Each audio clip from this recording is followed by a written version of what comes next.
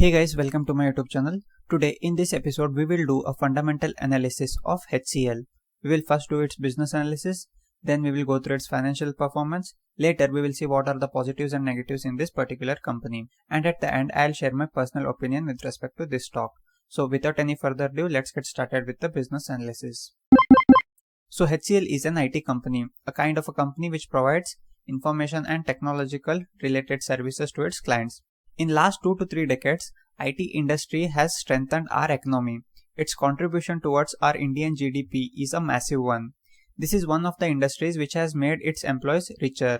Employees have a very high income in this industry when compared to the other industries because IT industry requires a skilled labor and skilled laborers are usually paid a higher salary when compared to other kind of labors. So IT industry pays a very high salary to its employees, and this acts as its major expenditure. Now, coming to HCL's business, the company is mainly involved in providing cloud services, network solutions, digital services, data analytical solutions, IoT and many other kind of technological solutions to its clients, which are spread all across the world, especially in the American and European continent. Now, if we see the geographical contribution, 56.4% of company's revenue comes from American countries, 27.7% comes from European countries, 3% from India and remaining 12.9% from other countries. So this tells us that the company's revenues are mainly dependent on American and European countries. This is actually a positive signal here because usually revenues from developed countries are considered to be a stable income. So this is a positive signal here as company's 85% of revenues comes from these developed economies. Now moving on to its shareholding pattern, 60.33% of stake is held by promoters, 23.22% is held by FIIs, 11.35% by DIS and 5.1% by public. So again this is a positive signal here because promoters are holding more than 50% and public is holding less than 15%. So this is actually a positive signal here. Now starting off with the revenues, in last 4 years revenues have grown at a CAGR rate of 12.2%. And this is not a very good number because in a developing country like ours, a 15 to 20% of revenue growth is expected. But this company is having only 12.2%. So revenue growth is not much impressive here. Now moving on to its net profits. Net profits have grown at a CAGR rate of 6.74% in last 4 years. So again this is not a good number and this is not a good signal here. Now coming to company's cash flows. This company's operating cash flows have increased year on year in last 5 years. So this is a positive signal here. Now in this section let's analyze few key numbers. Starting off with the debt to equity, the company's debt to equity is only 0.06. So this is a positive signal here. The company's operating margin is 21.70% and net profit margin is 14.81%. So again both of these numbers are very good numbers. So this is a positive signal here. Company's ROCE, that is return on capital employed, is 23.78%, which is again a good one. And company's ROE, that is return on equity, is 18.6%. So this is also a good one. So all in all we can say that the company has not grown very much in last 5 years, but it has maintained a very good margin and has given a significant return on its shareholders' equity. The stock of this company is currently trading at Rs 1251.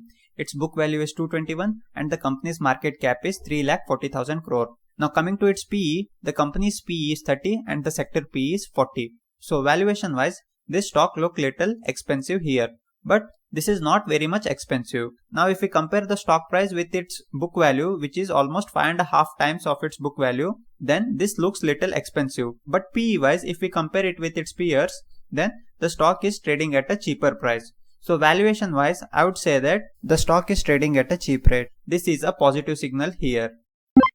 In this section, we will list on all the positives and negatives. So starting off with the positives, company's revenues are dependent on America and Europe. So this is a positive sign here. Company's debt to equity is less, operating margins are good, return on capital employed and return on equity are all good. So these all are the positive things here. And also company is currently trading at an attractive price. So this is again a positive signal here. Now coming to few negatives, number one negative thing here is company is a large cap company. Its market cap is 3.5 lakh crore and it is the 4th largest IT company in our country. So we can have a sense that it is very difficult for the company to maintain a high growth consistently from here on. So this is actually a negative sign here. Now the second negative thing here is the company's last 5 years performance in terms of revenues and net profits are not much impressive. So both revenues and net profits have not grown significantly. So this is a negative signal here. Now the third and the most important negative sign here is the company's attrition rate. Attrition rate basically tells us how many employees are leaving the company. According to company's recent filing, in last 90 days, the attrition rate has been 15%, which means 15% of its employees are leaving the jobs. This is very much concerning right now. IT business is very much dependent on its employees, and if employees leave, then the project might be delayed and it will be having an impact on its revenues. So this is a negative signal here. I would personally say that for people who don't like taking risks and who are finding a safer stock can buy this stock at the present level, because this is a well established company with a strong presence all over the world. As this is a very good company with a large market cap, so less volatility can be expected in this company. So people who don't like taking high risk can buy this stock and can expect a minimum consistent growth year on year. Now coming to its attrition rate are little concerning here. But this shall not be a problematic thing for the company, because this is a very large company and it has a very high reserves.